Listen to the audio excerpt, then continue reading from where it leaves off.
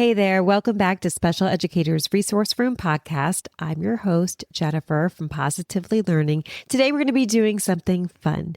They Ask Me Anything, and the topic is all about back to school. I asked all of you to send in your most pressing questions, and today I'm answering them right here on the podcast. And just a heads up, these are not fluffy questions. These are the I'm trying not to lose my mind kind of questions. The kind you may ask when it's Sunday night and there's a stack of paperwork staring at you, or you've got 27 things to prep by 7:45 a.m. Monday. So whether you are a first-year teacher, a veteran teacher trying something new, or just deep in the back-to-school chaos, I hope this episode will give you clarity, a few practical ideas, and maybe even permission to let some things go. Let's dive in. Question 1. What should I focus on the first week of school? Now, this is one of the most common and most important questions. Here's my answer.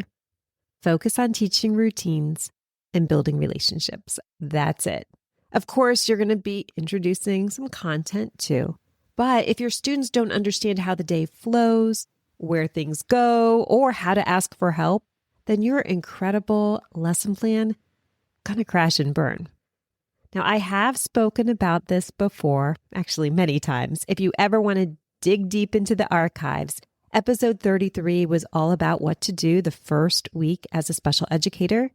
And episode 36 breaks down exactly what building relationships can look like. Because that is a term we talk about so often, but what does it actually mean? The podcast archive has covered all of these topics, and it is worth binge listening to. But I'm not going to leave you hanging here. Here is what I would start with that first week. I would start with a visual schedule, one independent work task, plan some type of movement or break routine, and some type of get to know you activity. If games aren't your style, maybe it's a read aloud book. Now, you're not falling behind by spending time on routines. You're going to be setting the stage so that everything else can run smoother later. Be sure to check out episodes 33 and 36 for more details. Question 2. How do I handle a paraprofessional who isn't following the plan? This is a tough one, but it's common. First, we're going to take a deep breath. Chances are, the paraprofessional you're working with isn't trying to make things harder. They just might not be clear on the expectations. So here's what I recommend. Keep instructions crystal clear, like they are printed or they're visual, not just verbal.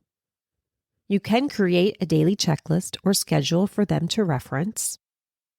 I recommend using we language. For example, we are working on reinforcing independence today, so let's both make sure students are completing tasks on their own.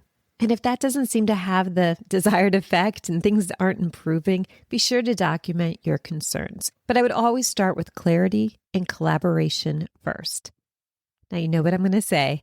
There's a podcast episode for that. We've actually talked about this topic many times, but if I had to choose just one episode, I would steer you back to episode 62, which is called Paraprofessional Expectations Help. Question 3 is a tricky one. Question 3 is, how do I collect data during the chaos of back to school? Now, my answer is interesting. First, I'd say you don't need to collect all the data right away. However, your school admin might be putting that pressure on you. I know mine did. So what I would suggest doing is choosing 2 to 3 students or goals to focus on during week 1. You can grab data, sticky notes, quick tally chart, or even voice memos to capture quick observations. And then as the routines settle, you can layer in more. You're not falling behind if your data isn't perfect on day 1. In fact, any data you're collecting on day 1, you could probably question the validity of it. Students change drastically as they become more relaxed and confident in the routines. So I would focus on relationship building and routine setting first, and then you can collect data. Now, your bonus tip is if you are using independent work systems from day 1, which I recommend, you already have built-in automatic data collection. Those tasks your students are doing as they're getting used to routines and using materials, you can learn a lot from them. They can be a great tool for data collection. Question 4. I already feel behind. What do I do? Well, first off, you're not behind. This is just a messy phase. It feels like you're behind, but it's actually the beginning. So here's my advice. Pick one thing to get back on track.